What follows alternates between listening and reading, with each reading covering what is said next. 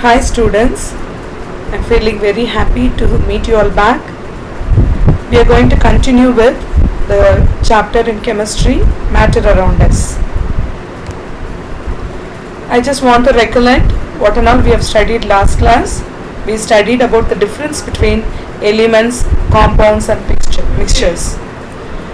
What are elements? Elements are made up of only one kind of atom. If you consider sodium element, it will contain only sodium atom. Carbon will contain only carbon atom. Compounds made up of more than one atom. See, more than one type of atom combine chemically by chemical bond formation. They combine, they form compounds. For example, sodium chloride, the common salt which we use in our daily life. When sodium combined with chlorine chemically, you get sodium chloride. Whereas mixtures are two different components.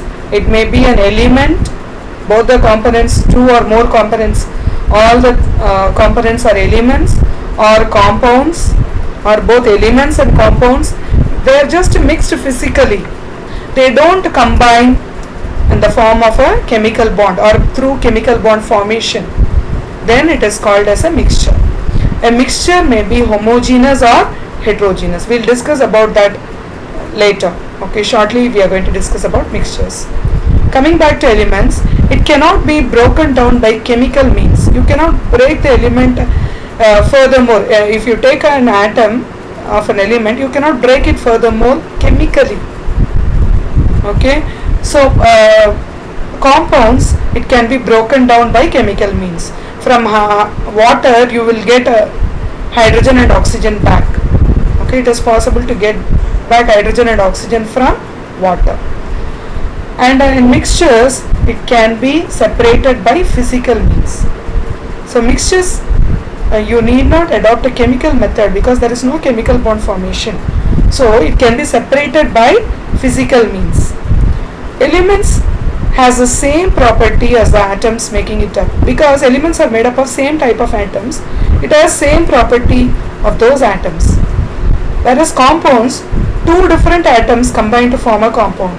Each atom will have its own characteristic. Last class I discussed about sodium and chlorine. Sodium is a solid metal. Chlorine is a greenish yellow gas. But when they combine, it forms a white compound. So its properties will be different that of the constituent elements. Mixtures has same property as the substances making it up. So we had example for this. Iron sulfide. Iron and sulfur alone mixed, iron will retain its magnetic property. Sulfur will retain its non-magnetic property. Okay, that is called. So the individual components property will be retained in the mixture also. Elements has the same properties throughout. Compounds has the same properties throughout. But mixtures has different properties throughout. So only elements or compounds are termed as pure substances and mixtures are termed as impure substance. See here, element X in the first picture, element X, element Y. If it just mixed, how will it be? Mixture of elements X and Y. That is mixture. Okay, so the fourth one, compound. When it is forming a compound, element X and Y, they combine chemically, they join. Okay, so this is the difference between mixture and compound and elements. This picture clearly explained the difference between elements, mixtures and compounds. Here are some examples which are given. You just see the example. The first one, example 1. What it is pure gold, which is an element. A pure water, it is a compound, H2O. Sea water, it is a mixture. Why it is a mixture? Because it contains water and salts. It contains dissolved salts. So it is a what? It is a mixture. Okay. So example 2, helium. Helium is an element. And table salt, sodium chloride is a compound. Air is a mixture. Example 3, carbon or graphite. is an element. Methane, CH4, is a compound. And orange juice is a mixture. It's a mixture of the sweetener, the orange juice.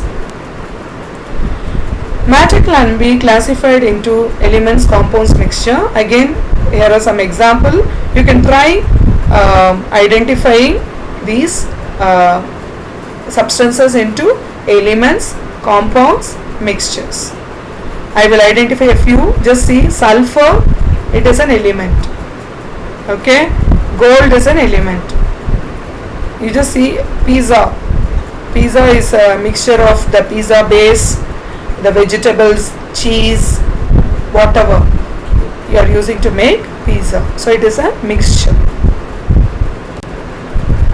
Here is an activity which is given in your textbook. Identify whether the given substance is mixture or compound. Justify your answer. You need to mark this in your book. Okay. If you don't have book, write down this activity in your notebook. Sand and water. Sand and water will not dissolve. Sand will not dissolve in water. So it is a mixture. Sand and iron fillings. Again, sand and iron fillings will not react unless it is heated. So it is a mixture. Concrete. What is concrete? The gravel, sand, cement, everything is mixed together. So, water. So it is a mixture again. Water and oil. Oil and water doesn't mix up. It is a mixture. Salad. What is salad? It is a mixture of vegetables. Okay, so it is a mixture. Water. Water is H2O, which is a compound. Carbon dioxide, CO2, which is a compound. Cement. Cement contains various components. Okay, so basically it is a compound. It contains certain elements reacted with each other. So it is also containing calcium sulfate, dihydrate. Okay, gypsum also is present in cement. So it is compounds are present in cement, but still it is a mixture. Alcohol. Ethanol is called as alcohol. It is a compound. Its formula is C2H5OH. Again, coming back to the classification of mixture. Mixtures are further classified into homogeneous and heterogeneous. I can give example for homogeneous. Homogeneous, coffee is a homogeneous mixture. Heterogeneous, water and oil is a heterogeneous mixture. These are all liquid mixtures. Okay, homogeneous mixtures are further classified into true solutions. True solutions means when you are mixing, say for example orange squash mixed with water, you get orange juice. It is a true solution because it is thoroughly mixed. Okay, that is an example for homogeneous. Alloys. Alloys are a mixture of metals. Thoroughly, when you test every part of the alloy, it will have equal composition of the metal. See, gold ornaments what you are wearing is an alloy. It contains small quantities of copper along with gold. But when you test for the metal, you will have equal, same quantities of gold and copper wherever throughout the ornament. So it is a homogeneous mixture. Heterogeneous, suspensions. See, the syrups are given to children. You will sometimes when you leave the syrup without shaking, it will deposit down slowly. Okay, as time passes. It is a heterogeneous mixture. Again, when you want to use the syrup, you will mix the bottle thoroughly and give it to kids. Okay, and colloids. Again, colloids. Colloids are, for example, milk is a colloid. Okay, so gum in water is a colloid. Ink is a colloid. Ink contains solid substances distributed in a basic liquid. So all these are colloids. It is a heterogeneous mixture. So there are two major types of mixture, homogeneous and heterogeneous. Heterogeneous means different. So you can see the different parts of the mixture easily. Homogeneous, same. You cannot see the different parts of the mixture easily. So a homogeneous mixture, it is the mixture in which the components are uniformly distributed throughout its volume, cannot be seen separately. Here are some examples given. Heterogeneous, it is a mixture in which the components are uniformly distributed throughout its volume, can be seen easily. For example, you just see assorted dry fruits, oil and water. You will be able to distinguish between oil and water. Okay. So ice and water. Ice particles, ice blocks which are kept in water, you will be able to differentiate. Okay. Now there are two types of mixture as we discussed, heterogeneous and homogeneous. How to separate this mixture? It is very important to separate mixture in certain cases. How to separate the mixture? First we are going to discuss about the separation of heterogeneous mixture. Later in the next video module we will discuss about the separation of homogeneous mixtures. So now we are going to study about the separation of heterogeneous mixtures. Solid and solid mixture. See, for example, when a rice contains small stones in it, what your mother will do, the stones will be picked up and thrown away. It is called hand picking. Sometimes when very small pieces of sand is mixed with rice, you can sieve it. Okay, sieve it, and the small particles will come away through the sieve. Okay, like that. Dust particles are mixed with rice. You can winnow it. Winnow it means using a flat object. When you shake it in the air, the lighter particles will fly away. Okay, so these are and magnetic separation, sublimation. We are going to discuss in detail. Magnetic separation, magnetic impurities are present. It can be easily removed by showing a magnet. All the impurities will come and stick on to the magnet, and you can remove it. So these are the methods of separating solid, homogeneous, heterogeneous mixture. When solid, liquid, heterogeneous mixture is there. What is solid, liquid?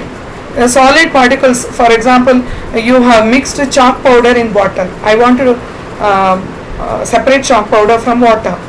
How will you do? So what you will do? Filtration, normal filtration will do. Sedimentation, you will allow the chalk powder to settle down at the bottom. Decantation means when you are allowing it to settle down at the bottom, the supernatant liquid can be decanted. Okay, centrifugation, we are going to discuss about it in detail. And then next is type of heterogeneous mixture is two immiscible liquids, oil and water. When they are mixed, how will you separate? So decantation and separating funnel. We are going to discuss about separating funnel method in detail. So we are going to discuss about the methods of separation of three types of mixtures, heterogeneous mixture, solid heterogeneous mixture, solid liquid heterogeneous mixture. Solid liquid heterogeneous mixture means the mixture in which the solid is not dissolved in the liquid.